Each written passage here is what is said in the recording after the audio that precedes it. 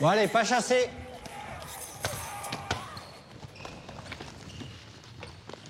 Tu regardes quoi là? C'est une série, ça, mon frère. Oh là là, c'est gore. Moins de 16 ans quand même. Tu sais, moi j'ai beau savoir que c'est des effets spéciaux, ça me fait bien flipper. Ah bon? Ah ouais. À toi? Ouais, c'est chaud. Les images violentes, on doit les éviter, sinon il faut en parler. Vas-y, raconte. Face aux écrans, soyons vigilants. Retrouvez-nous sur jeunepublic.csa.fr. On va peut-être changer, non? Moins de 10, c'est pas vraiment de votre âge. Ça vous a pas paru un petit peu bizarre, le garçon qui embrassait toutes les filles, là? On avait pas mal de copines. Ouais, tu te laisserais, toi, attraper par les cheveux comme il faisait? Bah non, jamais de la vie. Je sais pas, tous les garçons qui applaudissent autour, c'est franchement... au secours. Les images choquantes, on doit les éviter, sinon il faut en parler. Pourquoi, à ton Face aux avis? écrans, soyons vigilants. Grave. Retrouvez-nous sur jeunepublic.csa.fr.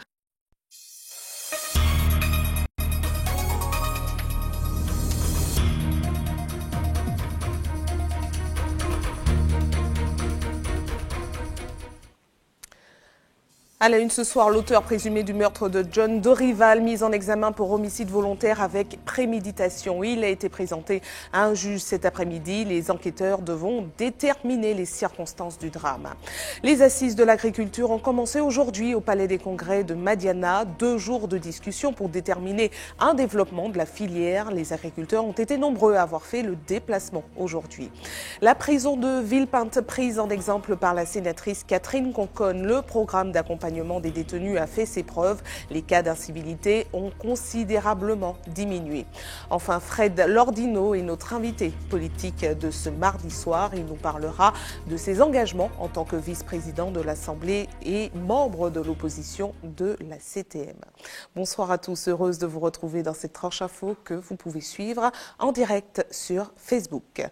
L'auteur présumé du meurtre de John Dorival avait-il prémédité son geste? Pourquoi portait-il une arme à feu ce jour-là?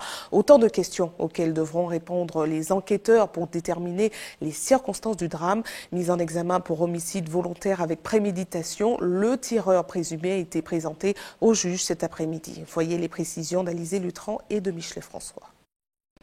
D'après les derniers éléments de l'enquête, les 2 hommes, anciens amis proches, en étaient déjà venus aux armes. En septembre 2016, John Dorival accuse Frank, aujourd'hui son meurtrier présumé, de lui avoir dérobé sa moto. À l'époque, c'est John Dorival qui blesse par balle Frank J et écope de 3 ans d'emprisonnement. C'est donc, selon ses déclarations, par crainte de représailles que le meurtrier présumé était armé au moment des faits. Frank J reconnaît être l'auteur des coups de feu mortels, mais nie la préméditation. Une version qui ne correspond pas à celle des témoins présents lors du drame. Il y a eu 2 passages. Un premier passage où cet auteur est passé donc à proximité de ce groupe dans lequel se trouvait la future victime, et ensuite qu'il est revenu, qu'il s'est arrêté un peu plus loin. C'est lui-même qui se serait ensuite présenté en direction de ce groupe de personnes, et c'est lui-même qui aurait fait feu dans un premier temps en l'air, puis en direction de la victime. Cela dit, les éléments sont, du point de vue du parquet, suffisamment solides pour justifier que l'intéressé ait été déféré au parquet, ait été présenté à un magistrat instructeur qui l'a mis en examen du chef d'homicide volontaire avec préméditation. Père de 3 enfants, Frank J, 24 ans, était déjà connu des services de police. Condamné à 5 reprises pour des faits de vol, violence et trafic de stupéfiants, il venait de sortir de prison fin septembre. Si les juges reconnaissent la préméditation des faits, il pourrait être condamné à perpétuité. L'arme du crime, un calibre 7,65, reste toujours introuvable. Cette nouvelle affaire de meurtre impliquant une arme à feu rappelle qu'elles sont toujours trop nombreuses en circulation selon le procureur. Il faut qu'il y ait vraiment une véritable prise de conscience et que ces personnes-là qui encore une fois sont à proximité, proches ou pas proches, mais plus ou moins éloignées de ces auteurs donc de faits qui sont extrêmement graves, eh bien j'aimerais qu'il y ait un sursaut, je dirais, de citoyenneté et que, encore une fois, ces armes-là puissent être mises hors de circulation parce que malheureusement, eh bien, peut-être que c'est de cette manière-là qu'on pourrait éviter des tragédies telles que celles que nous venons de vivre. En attendant, le meurtrier présumé a été placé ce soir en détention provisoire. Les assises de l'agriculture ont commencé aujourd'hui en présence du président du conseil exécutif de la CTM. 2 jours de discussion au palais des congrès de Madiana entre les différents acteurs du secteur pour redynamiser la filière. De nombreux agriculteurs ont fait le déplacement ce matin. Voyez ce reportage d'Alizé Lutran et de Bichelet-François. En 2014, une trentaine de jeunes faisaient encore le pari de se lancer dans l'agriculture chez nous. Aujourd'hui, ils sont une dizaine seulement par an. Acquérir des terres serait un véritable parcours du combattant, à en croire Louis Bernard, jeune producteur de bananes. C'est avec scepticisme qu'il s'interroge sur le bien fondé de ces assises. Beaucoup de jeunes n'ont pas accès au foncier, soit parce qu'ils ne sont pas libérés par les anciens. Il n'y a pas de transmission qui est réel, en tout cas, il n'y a pas de volonté de transmettre, soit parce que les terrains sont soit en indivis ou encore les propriétaires ne veulent pas ni louer ni vendre. Les assises, c'est quoi? C'est une messe qui est dite. Aujourd'hui, les professionnels ne sont nullement sondés, les organisations syndicales ne sont pas sondées du tout. Les petits agriculteurs sont eux aussi les premiers à rencontrer des difficultés. Aide financière insuffisante ou mal adaptée, Guy Albert, ancien planteur de bananes, tente tant bien que mal de se reconvertir, mais aujourd'hui, son exploitation est toujours au point mort. Je me suis investi dans une formation de port en liberté avec la Chambre, que la Chambre a pu mettre en place au mois de juin. Mais pour l'achat de divers matériels, je suis encore bloqué. Je ne peux pas faire avancer mes projets. La banque ne suit pas, la CTM ne répond pas encore. Donc aujourd'hui, je suis comme beaucoup de petits agriculteurs bloqués par cet état de fait, quoi. L'épée de Damoclès, cette productrice de bio à casse-pilote, l'a également au-dessus de la tête face à l'urbanisation constante autour de son exploitation. Par rapport à la législation, on doit respecter au niveau du bruit, au niveau des odeurs. Demain matin, à n'importe quel moment, la police municipale, je peux recevoir une lettre du tribunal me demandant d'arrêter par exemple de faire mes poules. Il y a une vingtaine d'années, la Martinique comptait près de 6000 agriculteurs. Ils sont moitié moins aujourd'hui. Les disparités sont importantes dans la filière. Alors que nombre de petits exploitants mettent la clé sous la porte, 15 à 18 000 hectares de terres agricoles seraient inexploités. Pour le président de la Chambre d'agriculture, il faut prioriser les chantiers. Il faut absolument que nous arrêtons cette disparition massive d'agriculteurs et faire en sorte que l'agriculture soit beaucoup plus attractive pour les jeunes, tant en préservant le foncier agricole, mais également en faisant en sorte que des exploitations, même de petite dimension, puissent être prises en compte dans l'avenir. Tout autant de problématiques qui continueront d'être débattues demain pour le 2e et dernier jour de ces assises. Et justement, certaines actions sont déjà organisées pour dynamiser la filière chez nous.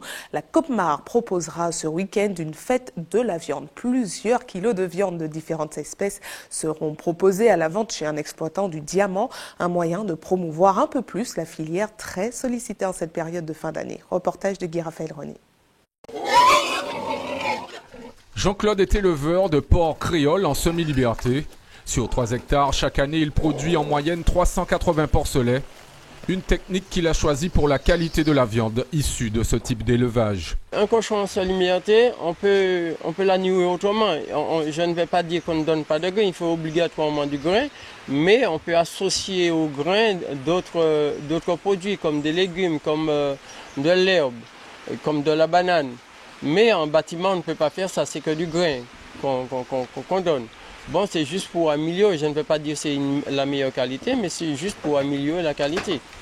Et puis la bête, elle est moins stressée, elle est dans son milieu naturel.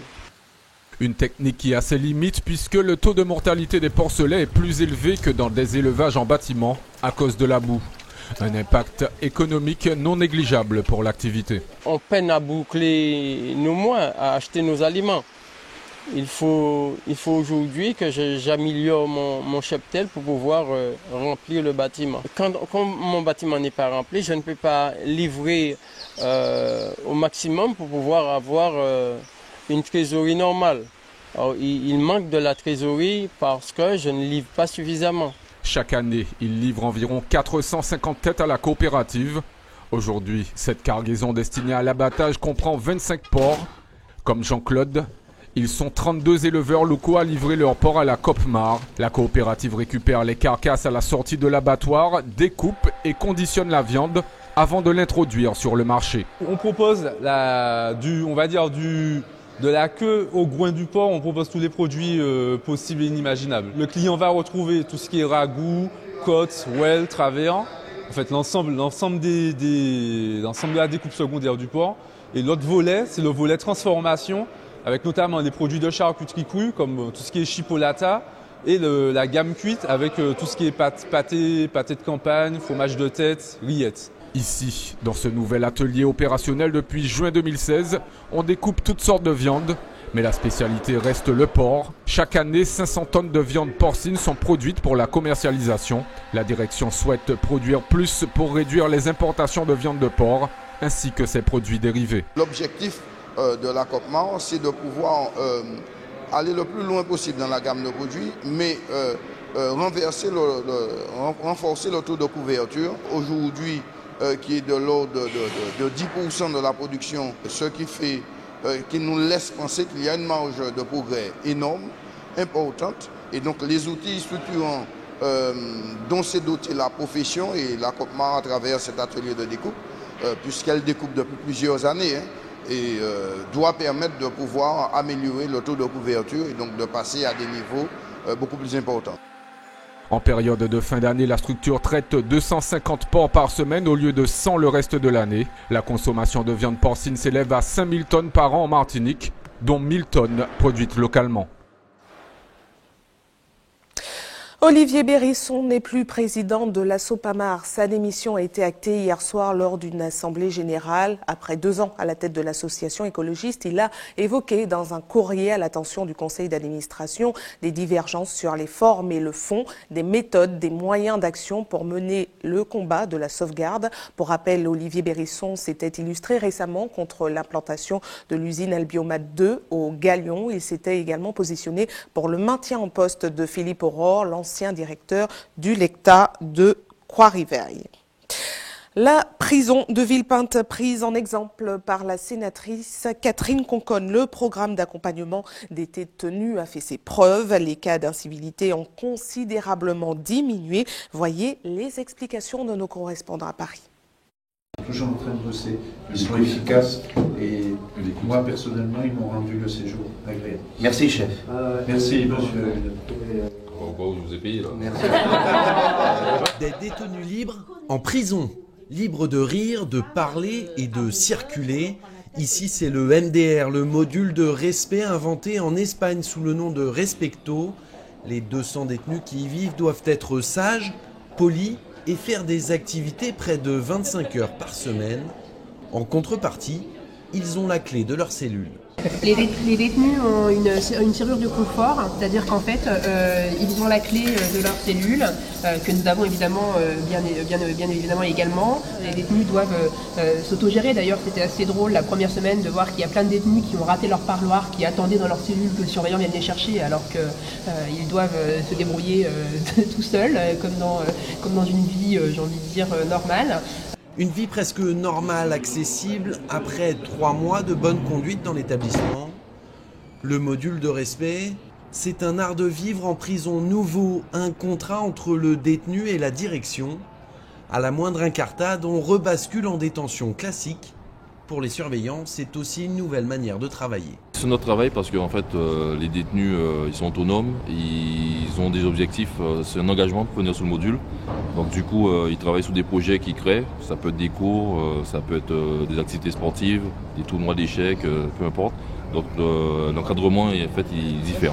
2 semaines après la visite du directeur de la prison du COS, Catherine Conconne a tenu elle aussi à découvrir le système Respecto. Donc vous avez dans cet établissement 4 bâtiments en fait, qui sont situés ici, 4 bâtiments d'hébergement. Donc vous voyez que ce bâtiment d'hébergement là, il est excentré puisqu'au départ il devait accueillir des femmes. Qu'elle souhaite voir installée en Martinique plutôt que la construction d'une nouvelle prison. Dans l'architecture actuelle de Ducos, c'est une question de réaménagement et de pouvoir dédier telle ou telle aile à telle ou telle activité. Mais avoir 200 détenus, c'est-à-dire 1 sur 5, qui pourraient bénéficier de ce régime, c'est ce que j'en retiens. C'est exactement le profil de notre délinquance. La maison d'arrêt de Villepinte a 26 ans. Son taux d'occupation est de plus de 160% avec 980 détenus. Mais en 15 mois, l'aile du respect a bouleversé l'ambiance de l'établissement.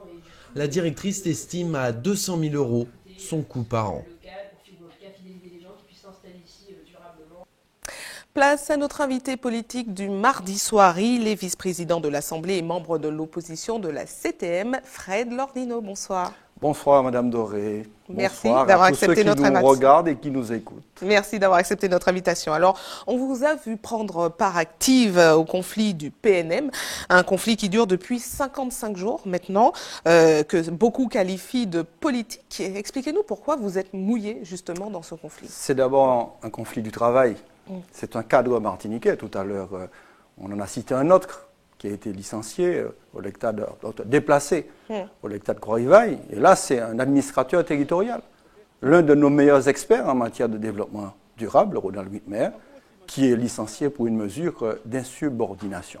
En fait, ce qu'il y a, c'est qu'il y a un mal-être. Il y a déjà 5 plaintes pour harcèlement moral contre Louis Boutrin. 5 plaintes. Il faut quand même préciser que le cas de Brittner n'est plus dans les revendications de la mobilisation depuis hier. Donc, est-ce que vous continuez à vous engager, à vous mouiller dans cette mobilisation? Si oui, je continue parce que c'est impossible qu'on continue une telle situation. Boutrin aurait dû déjà démissionner à l'heure où on parle.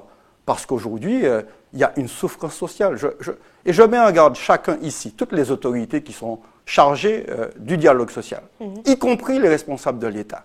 S'il y a un drame qui survient dans cette institution, les responsables seront aussi du côté du pouvoir public qui ne font rien pour la médiation. Mais cette mobilisation est menée par une minorité des salariés. Donc, est-ce que ce n'est pas le cas, Madame Doré. Aujourd'hui, on ne peut pas dire qu'il y a... les chiffres, on nous parle mais aujourd'hui, vous avez 20 salariés. N'empêche que vous avez 139, 27 maires qui soutiennent... peu importe, la question c'est la santé des salariés. Aujourd'hui, il y a des courriers, paraît-il, qui sont envoyés au président du parc par la médecine du travail, qui ne sont pas communiqués. Le comité d'hygiène de sécurité du travail ne se réunit pas, puisque en 6 réunions obligatoires en 2 ans, une seule réunion s'est tenue. Aujourd'hui, les membres du comité syndical, y compris moi-même, nous ne sommes pas informés des modalités de fonctionnement de la collectivité publique. Ce management est un management de la terreur qui cause de la souffrance. Et aujourd'hui, les Martiniquais doivent se réveiller et soutenir les salariés du parc naturel régional. Très bien. Parlons maintenant de l'usine du Galion.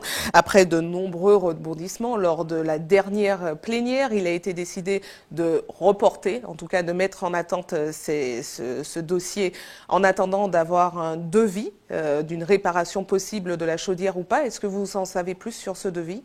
Non, ce devis, je pense que c'est un devis fumeux, comme les prétendus troubles qui seront causés par la future centrale. Aujourd'hui, ce qui pollue, c'est la chaudière du Galion, 1700 grammes par mètre cube de fumée. C'est-à-dire qu'aujourd'hui, s'il y a un danger, c'est la chaudière. D'ailleurs, je suis curieux de savoir qui va réparer les colonnes contenant de l'amiante, parce que c'est le reproche qui est adressé aujourd'hui à l'usine du Galion. C'est que les réparations se font sans personnel spécialisé. Aujourd'hui, il n'y a pas d'alternative, Madame Doré.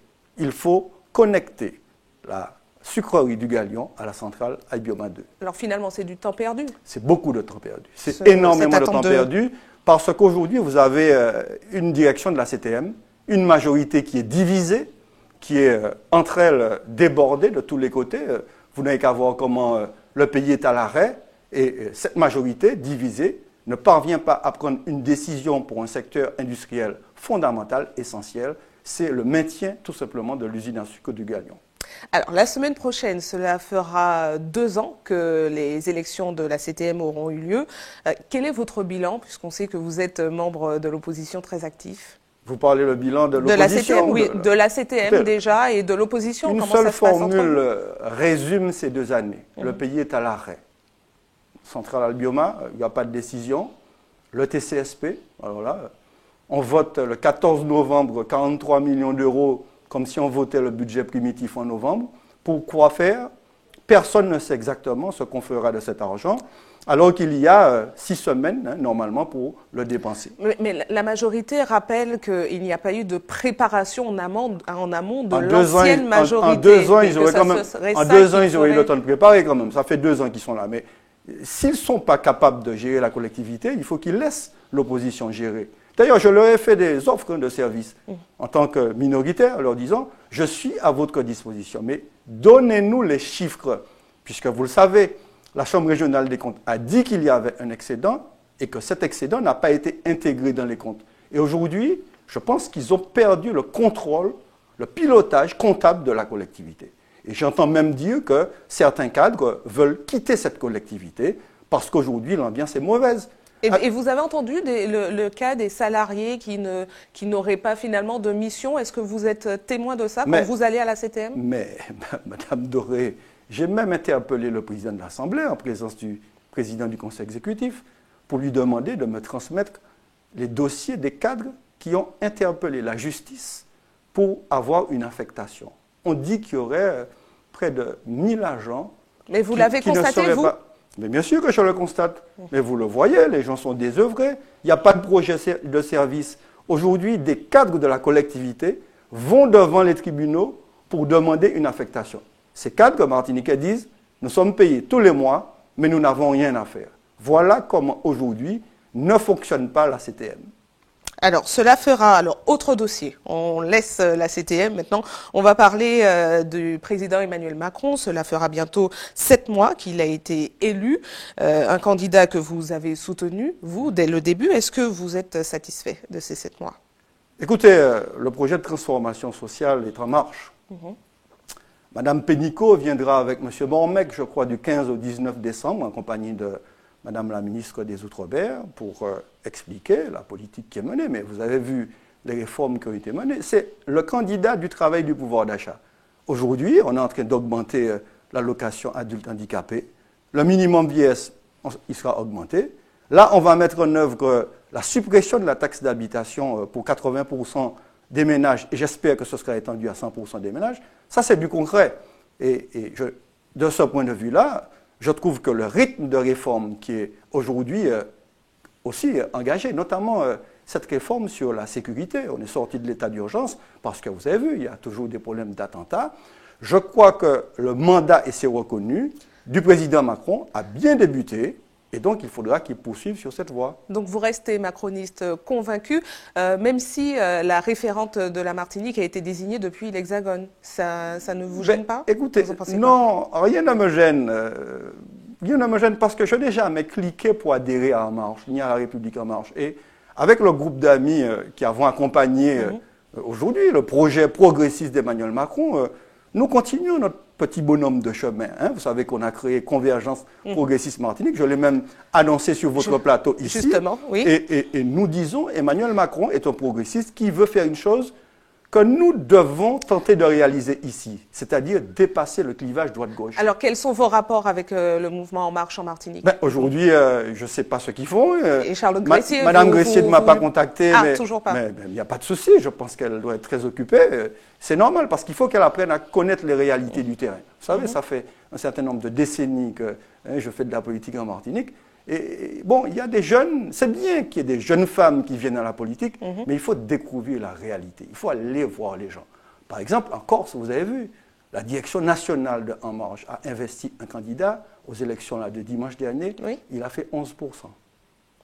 Donc, vous voyez, quand on veut téléguider 2 à 7 000 km, parce que nous, à Convergence Progressiste, notre logique est claire, logique de responsabilité, logique de souveraineté.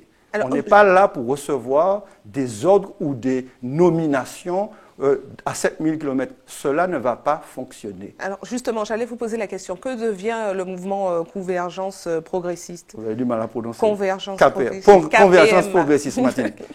Le mouvement prend des contacts aujourd'hui avec la société civile.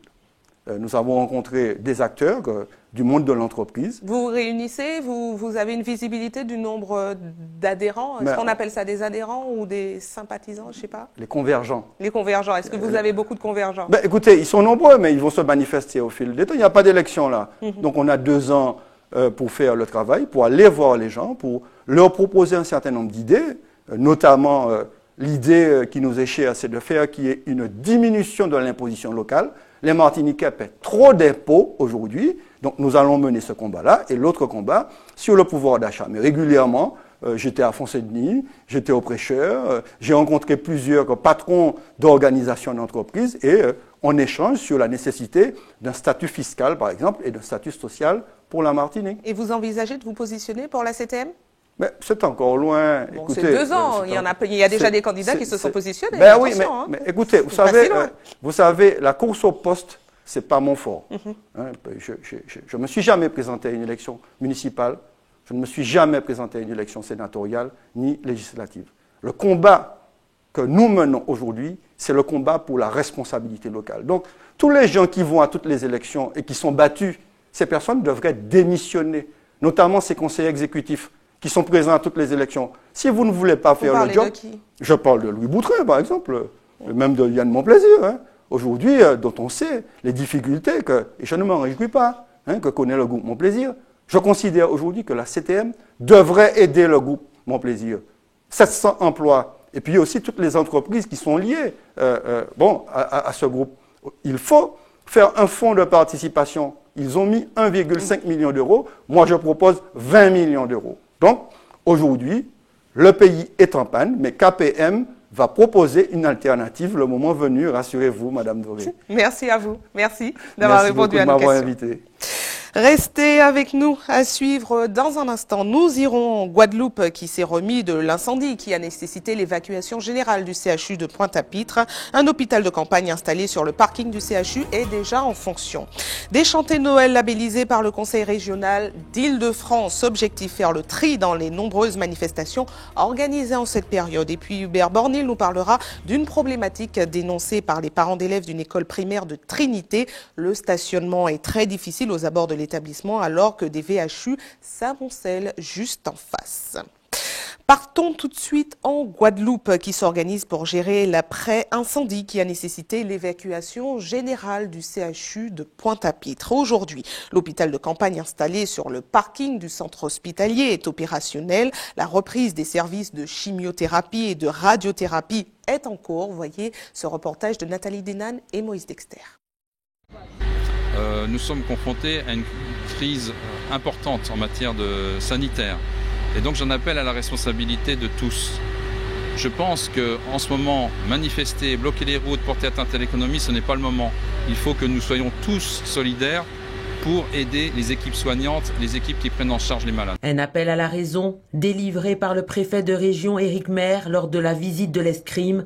Entendez par là éléments de sécurité civile rapide d'intervention médicale.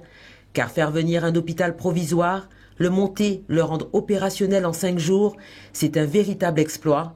Grâce au dévouement et à la collaboration des équipes qui ont installé cet escrime, mais aussi aux équipes du CHU à pied d'œuvre, depuis dimanche 15h. Les Guadeloupéens et les Guadeloupéennes peuvent venir, comme ils ont l'habitude, au CHU et ils seront accueillis chez cet hôpital de campagne à vocation à traiter les urgences. Il a les capacités pour le faire, en pouvant accueillir 150 personnes par jour, en pouvant faire des opérations chirurgicales et il y a un accueil de maternité et on peut y faire des accouchements. Les expertises ont commencé, pas sur le bâtiment qui a été atteint par l'incendie, mais sur les autres bâtiments, notamment la tour nord. J'ai fait passer cet après-midi la commission de sécurité qui vérifiera qu'on peut réouvrir les étages et les services un par un dans des conditions de sécurité satisfaisantes. Cet hôpital de secours a été installé dans le parking contigu à l'établissement français du sang avec l'aide des services techniques du CHU. Prévu pour être complètement autonome dans un environnement de crise où aucune infrastructure ne fonctionne, en Guadeloupe, la donne est différente. Le CHU fournit eau et électricité. Habituellement, c'est une structure où nous sommes 80 pour faire fonctionner cette structure.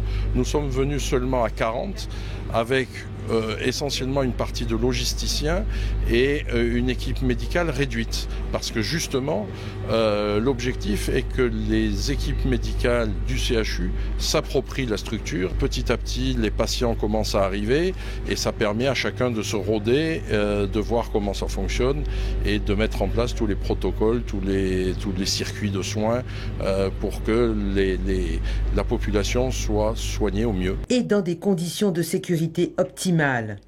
Pas encore de bloc opératoire car cela demande des précautions particulières et des équipes médicales pour le faire fonctionner. Pour l'heure, les interventions lourdes sont pratiquées aux eaux claires. La priorité est un retour progressif aux activités du CHU. Allez, mettons-nous dans une ambiance de chanter Noël maintenant avec un programme de labellisation lancé par le Conseil régional d'Île-de-France. 80 000 € ont été débloqués pour accompagner les associations. Objectif, faire le tri dans les nombreux événements en cette période de fin d'année. Reportage de Solène Boissé. Rien que vendredi 8 et samedi 9 décembre, au moins 16 chantés Noël publics sont prévus en Île-de-France. Face à la multiplication de ce genre de rendez-vous, la région a décidé de lancer un label pour accompagner les associations communautaires. Dans toute l'Île-de-France, à l'approche de Noël, on a des dizaines de manifestations qui se passent dans des villes. Ces manifestations-là n'ont jamais reçu une reconnaissance publique. C'est une injustice. C'est une injustice que la région veut réparer. Jusqu'à 150 associations pourraient à terme être labellisées. Pour promouvoir ce programme, la région a lancé un concours cette année. Une cinquantaine de chantés Noël seront évalués par un jury jusqu'au 23 décembre. C'est un véritable constat comme quoi ça partait dans tous les sens. Il y a des gens qui faisaient le beurre en quelque sorte à travers ces chantés Noël. On a dit non, stop. Chanter Noël, c'est quelque chose de traditionnel chez nous, comme les soirées Bel Air, comme les soirées Les Roses de chez nous, qui est gratuit. Et ensuite, les gens viennent en famille, participer, il y en a qui amènent à boire et à manger. L'objectif, c'est surtout d'inciter à terme les mairies de la région à faciliter l'organisation des soirées, en ne faisant pas payer la location de la salle des fêtes, par exemple.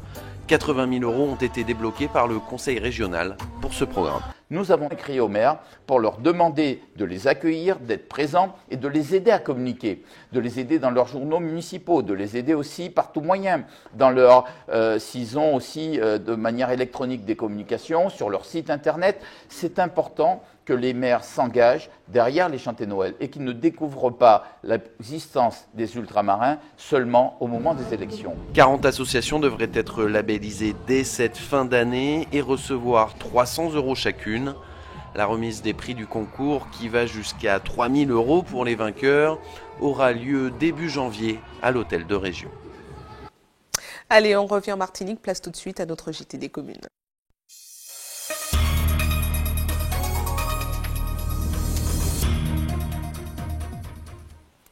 Un JT des communes qui commence à Trinité. Les parents d'élèves de l'école primaire Pierre Cyril dénoncent une situation qui dure depuis trop longtemps. Selon eux, il n'y a pas de place de parking aux abords de l'établissement de leur enfant. Ils sont alors nombreux à utiliser les places de stationnement de la cité d'à côté, sauf que l'aire de stationnement est encombrée de VHU. Alors que faire? Qu'en dit la mairie? Hubert Bornil et Michelet François se sont rendus sur place. Regardez.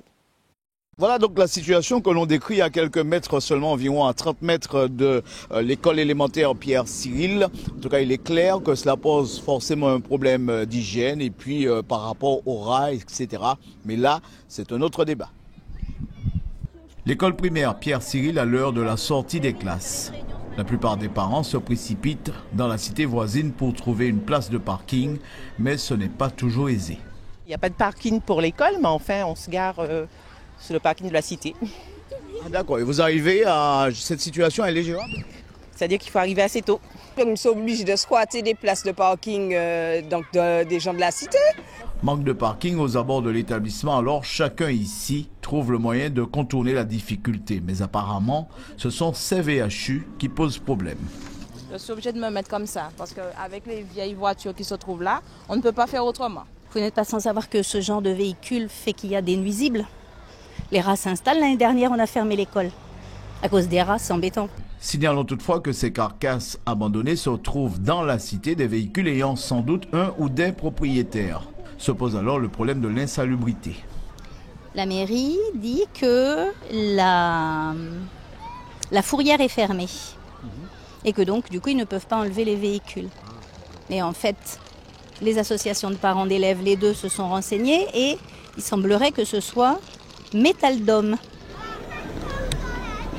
Après les informations qu'on a pu recueillir sur place, certains parents, dont des associations de parents d'élèves, auraient déjà contacté la mairie pour l'enlèvement de certains VHU. Mais il faut signaler que ces voitures sont garées sur le parking de la cité juste en face de l'école. Information pratique avant de refermer cette édition à l'attention de ceux qui souhaitent faire un don de sang demain. Notez qu'un camion de l'EFS sera stationné de 8h à 13h sur le parking des taxis collectifs du Gros Morne. Et puis comme chaque jour ouvré, une équipe sera également à votre disposition de 9h à 16h à la maison du don au CHU Pierre Zobda-Kidman au quartier La Ménard à Fort-de-France. Et c'est la fin de votre journal local et régional. Mais ne bougez pas, la tranche info continue. On retrouve dans une poignée de secondes Régine Germani en Tchèque. A tout de suite.